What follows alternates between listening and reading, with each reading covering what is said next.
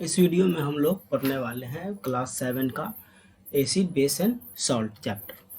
इसमें हम लोग देखेंगे एसिड्स के बारे में, फिर पढ़ेंगे बेस के बारे में और सॉल्ट की स्टडी करेंगे। फिर इसके कुछ प्रॉपर्टीज़ को हम लोग देखने वाले हैं और साथ में कुछ केमिकल रिएक्शंस को देखेंगे। तो चलिए आगे एक एक चीज़ों को पढ़ते हैं। तो फर्स्ट है हमारा एसिड। तो एसिड क्या होता है? देखो, एसिड वर्ड ये एक लैटिन वर्ड है, एसिडस से मिलके बना है और जिसका मतलब होता है सावर। सावर मीन्स खट्टा। मतलब कि एसिड का टेस्ट कैसा होगा? सावर। तो वो खट्टे टेस्ट का होगा। ठीक है। तो बहुत सारे ऐसे एसिड्स होते हैं जो हमें एनिमल से मिलते हैं या फिर प्लांट से मिलते हैं। तो वो सारे एसिड्स जो हमें कहाँ से मिलेंगे? एनिमल से मिलेंगे या फिर प्लांट से मिलेंगे। उन सारे एसिड्स को हम लोग कहेंगे ऑर्गेनिक एसिड्स।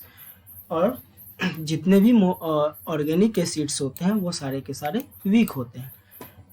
कुछ एसिड्स ऐसे होते हैं जो हमें मिनरल से मिलते हैं, उसे हम क्या बोलेंगे? Mineral acids. और ये मिनरल एसिड क्या होगा? बहुत ही ज़्यादा स्ट्रॉन्ग होगा। अगर हम मिनरल एसिड की बात करें तो hydrochloric acid, sulphuric acid, nitric acid, carbonic acid, ये सारे के सारे हमारे मिनरल एसिड होंगे और ये बहुत ही स्ट्रॉन्ग होते हैं। तो हम एसिड के बारे में देखें कि एसिड क्या होता है। सॉर टेस्ट होगा। ये वर्ड आया कहाँ से है? तो एक लैटिन वर्ड है एसिडस, जिससे मिलके बना है एसिड, जिसका मतलब होता है लैटिन वर्ड्स में क्या? सावर। तो अब हम एसिड को दो तरह से देखें। तो फर्स्ट था हमारा ऑर्गेनिक एसिड और सेकंड था हमारा क्या था? फर्स्ट था हमारा ऑर्गेनिक एसिड और सेकंड हमारा था मिनरल एसिड। तो ऑर्गेनिक एसिड वीक एसिड होगा और ये हमें मिलेगा प्लांट से और एनिमल से। फिर हम अगर मिनरल एसिड की बात करें तो मिनरल एसिड स्ट्रॉन्ग होगा। साथ ही साथ इसके कुछ एग्जांपल्स हम लोगों ने देखा, जैसे HCl, hydrochloric acid, H2SO4, sulphuric acid, nitric acid, HNO3 या फिर कार्बोनिक एसिड। ये सारी की सारी मिनरल एसिड्स के एग्जांपल हुए। अब देखते हैं बेस के बारे में कि बेस क्या होता है। देखो, सब्सटेंसेज कुछ ऐसे सब्सटेंस होते हैं जो कि टेस्ट में बीटर होते हैं। बीटर मतलब कड़वा टेस्ट होता है और उसे अगर हम टच करें तो वो कैसा फील होगा? सोपी फील होगा, मतलब साबुन के जैसा फील हो सकता है। इस टाइप के सब्सटेंस को हम कहेंगे बेस।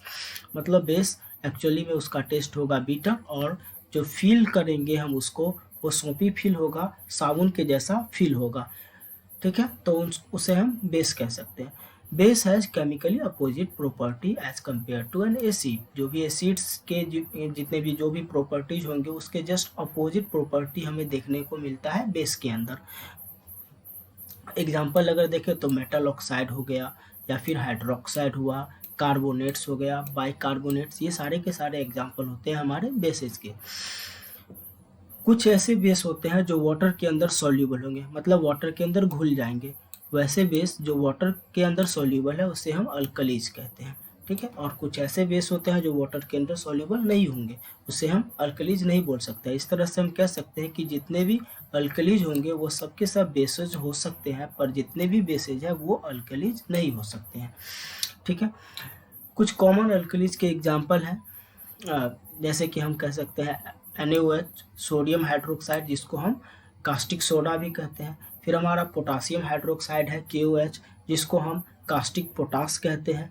या फिर कैल्शियम हाइड्रोक्साइड CaOH2 और अमोनियम हाइड्रोक्साइड NH4OH। ये सारे के सारे हमारे कैसे हैं? अल्कलीज के एग्जाम्पल हुए। मतलब ये वाटर सोल्यूबल बेस होते हैं। तो बेस क्या हुआ? बीटर टेस्ट होगा, फील करेगा सोपी जैसा, साबुन के जैसा। ठीक है। ये एसिड के जस्ट अपोजिट प्रॉपर्टी को रखता है। मेटल के ऑक्साइड, हाइड्रोक्साइड, कार्बोनेट्स, बाइकार्बोनेट्स, ये सारे के सारे एग्जाम्पल हैं हमारे बेसेस के। कुछ बेस ऐसे होते हैं जो वाटर के अंदर सॉल्यूबल होंगे, उससे हम अल्कलीज कहेंगे। और कुछ बेस वाटर के अंदर सॉल्यूबल नहीं होते, उसे हम अल्कलीज नहीं बोलेंगे। इस तरह से हम कह सकते हैं कि जितने भी अल्कलीज होंगे वो सारे के सारे बेस होंगे, पर जितने भी बेस होंगे वो सारे के सारे अल्कलीज नहीं हो सकते, क्योंकि बहुत सारे बेस ऐसे हैं जो वाटर सॉल्यूबल नहीं है। एग्जाम्पल हम लोगों ने देखा NaOH को, KOH, इसके बाद हम CaOH2 जिसको हम कैल्शियम हाइड्रोक्साइड कहते हैं और अमोनियम हाइड्रोक्साइड, ये सारे के सारे हमारे बेस के एग्जाम्पल हैं। अब हम साल्ट के बारे में पढ़ते हैं कि एक्चुअली में साल्ट होता क्या है।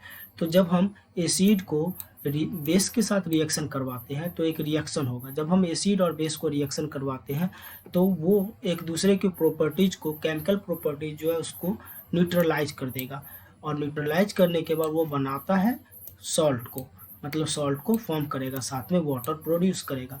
मतलब जब हम एसिड को किसी बेस के साथ रिएक्शन करवाते हैं तो वो एक दूसरे की केमिकल प्रॉपर्टीज को क्या करेगा, न्यूट्रलाइज कर देता है, और सॉल्ट और साथ में वाटर को भी फॉर्म करता है। इस टाइप के रिएक्शन को हम न्यूट्रलाइजेशन रिएक्शन भी कहते हैं।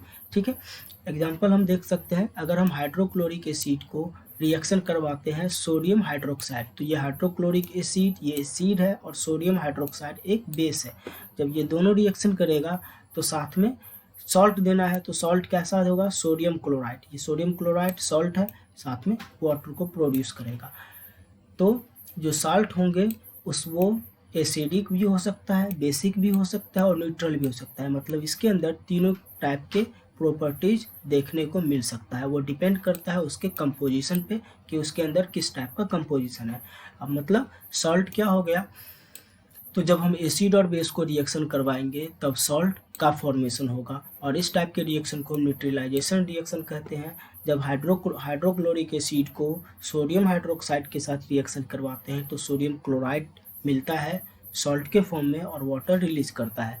सॉल्ट की अगर प्रॉपर्टीज की बात करें तो ये एसिडिक भी हो सकता है, बेसिक भी हो सकता है और न्यूट्रल भी हो सकता है। ये डिपेंड करता है उसके अंदर के कंपोजिशन पे। अब देखते हैं टेस्टिंग। अब टेस्ट कैसे करें कि कौन सा सब्सटेंस हमारा एसिडिक है, कौन सा हमारा बेसिक है। तो ये इजी नहीं है और सेफ भी नहीं है कि हम सारे सब्सटेंस को टेस्ट करें कि कौन सा सावर टेस्ट में है और कौन सा हमारा बीटर है, और तब हम आइडेंटिफाई करें कि वो एसिडिक है या फिर बेसिक है। तो बहुत सारे सब्सटेंस है, सबको सेफ, वैसे सेफ भी नहीं है और सबको टेस्ट करना पॉसिबल भी नहीं है। तो इसके लिए हम लोगों को कुछ ऐसे सब्सटेंस की आवश्यकता होती है जो डिफरेंट कलर, अलग अलग मीडियम में, एसिडिक और बेसिक मीडियम में, अलग अलग मीडियम में उसका कलर अलग अलग हो, और ऐसे जो भी सब्सटेंस होंगे उसे हम एसिड बेस इंडिकेटर कहेंगे, क्योंकि ये एसिड और बेस को इंडिकेट करवाता है। इसी सब्सटेंस के फॉर्म में हम देखते हैं लिटमस को। तो लिटमस क्या है, एक नेचुरल इंडिकेटर होता है जो हमें लाइकेन से मिलता है। लाइकेन एक प्रकार का फंगी है और इस फंगी से हमें मिलता है, लाइकेन से क्या मिलेगा, लिटमस। और ये लिटमस जो है, इस लिटमस का यूज हम करते हैं एसिड और बेस को, एसिड बेस इंडिकेटर के फॉर्म में। कैसे करते हैं, तो देखो दो टाइप के लिटमस पेपर हमारे पास अवेलेबल होते हैं, एक ब्लू और एक रेड। तो जब भी हम एसिड के अंदर ब्लू लिटमस पेपर को रखते हैं तो वो ब्लू लिटमस पेपर क्या करता है, रेड में कन्वर्ट हो जाता है। जैसे ही एसिड में हम ब्लू लिटमस पेपर को रखें तो वो जो इस ब्लू लिटमस पेपर था वो कन्वर्ट हो जाएगा उसका कलर रेड में। ठीक है, तो हम समझ जाएंगे कि वो जो सब्सटेंस है वो एसिड है। इसी तरह से अगर हम रेड लिटमस पेपर को लें और बेस के अंदर डालें तो वो रेड लिटमस पेपर चेंज हो जाएगा ब्लू के फॉर्म में। तो हम समझ जा सकते हैं कि वो जो सब्सटेंस हमारा है वो बेस है। मतलब एसिड क्या करता है, ब्लू लिटमस पेपर को रेड, और बेस क्या करता है, रेड लिटमस पेपर को ब्लू कर देता है। तो इस तरह से हम टेस्ट कर सकते हैं।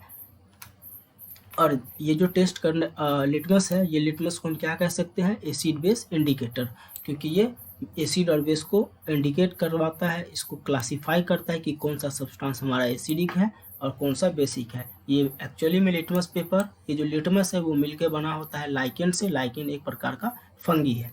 ठीक है, अब हम लोगों ने टेस्ट कर लिया। अब देखते हैं एसिड के टाइप्स को। तो दो टाइप हम लोगों ने देखा था, एक मिनरल एसिड होता है, एक ऑर्गेनिक एसिड। मिनरल एसिड जो मिनरल से मिलके बना होता है और ये हमारा स्ट्रॉन्ग एसिड भी होता है। ऑर्गेनिक एसिड एनिमल और प्लांट से मिलके बना होता है, और ये जो ऑर्गेनिक एसिड होगा वो हमारा वीक एसिड होता है। इसी तरह से हम लोग दो और टाइप इसका पढ़ने वाले हैं, कंसनट्रेटेड और डाइल्यूट एसिड। कंसनट्रेटेड और डाइल्यूट एसिड, तो दो यहाँ पे हमें टाइप देखने को मिला, एक तो मिनरल और ऑर्गेनिक एसिड, सेकंड हमारा कंसनट्रेटेड